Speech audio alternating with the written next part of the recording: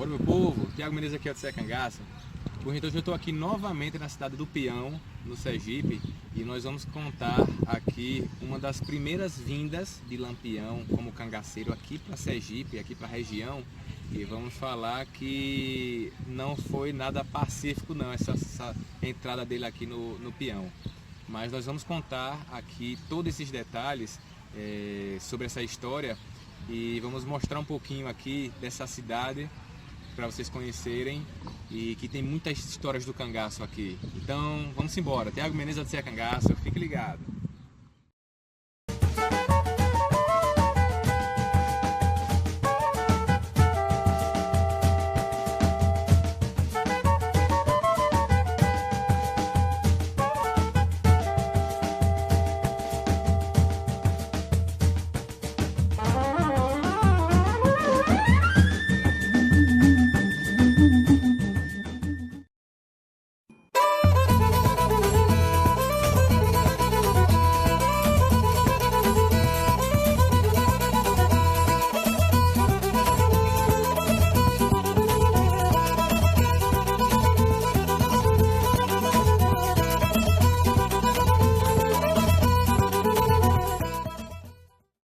Bom, gente, então a primeira entrada de Lampião aqui no Sergipe, a gente já tem um programa falando sobre isso, foi em 1º de março de 1929.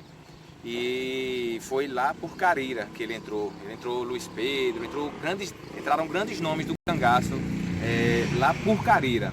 Mas hoje a gente vai falar que, já que ele nessa época ficava entre Bahia e Sergipe, ficava lá e cá e tudo, vamos falar especificamente sobre uma das entradas dele aqui no Peão, que se deu no dia 22 de abril de 1929.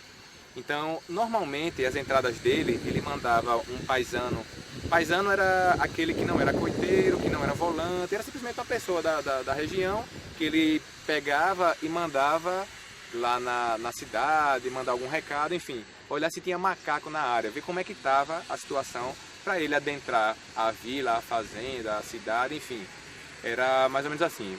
Pois bem, então ele mandava normalmente recados para o delegado, por exemplo, dizia que ia entrar pacificamente na cidade e era para ninguém bulir com ele.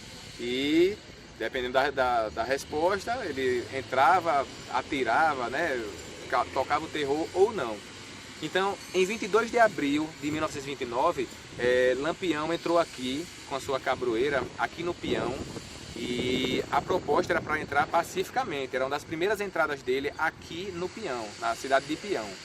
Então, eu estou aqui hoje com esse livro, Dois Cabras de Lampião, Curisco e Labareda, do Rubem Leles Ximenes, e a gente vai falar um pouquinho sobre essa passagem aqui da cabroeira por Peão. Então, vamos lá. O Antônio de Chiquinha, ele é da região de Alagadiço, Frei Paulo, que fica aqui pertinho, e ele foi, em 1936, foi quem matou o Zé Baiano. A gente já tem também programa falando sobre a morte de Zé Baiano, pode olhar aí, e fala justamente sobre Antônio de Chiquinha. Então ele era um grande coiteiro já há muito tempo dos cangaceiros, e foi ele que trouxe o bando para cá, para Peão. Eles não conheciam a região, então pegaram um coiteiro daqui, né, que ele virou coiteiro na verdade, Antônio Chiquinho, um grande importante coiteiro aqui da região, então ele guiou o bando de Lampião até aqui a cidade de Peão.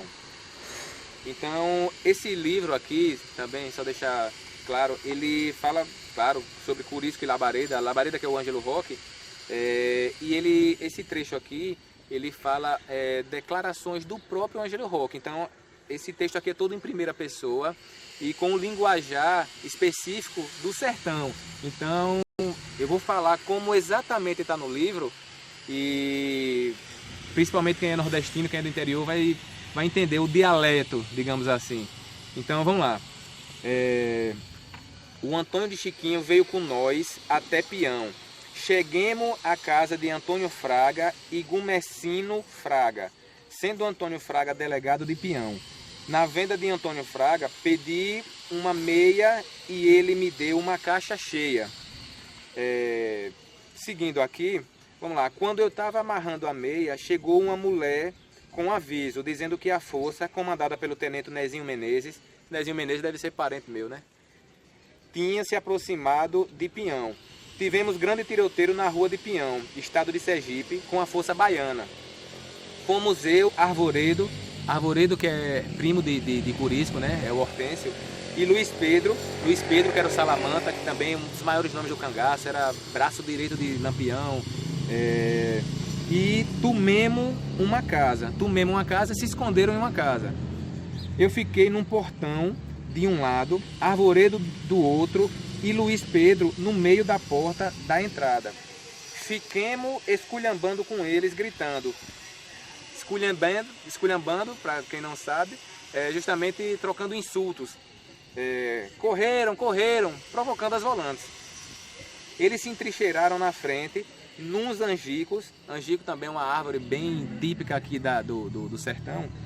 E se viraram, pegando de novo a brigada. Brigada era o tiroteio também. Com nós três. Lampião ficou na porta da rua, brigando de testa com o Tenente Menezes. De testa e cara a cara, frente a frente. O tenente era homem de verdade.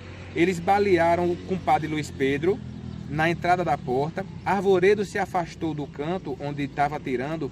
Compadre Pedro baleado e me disse...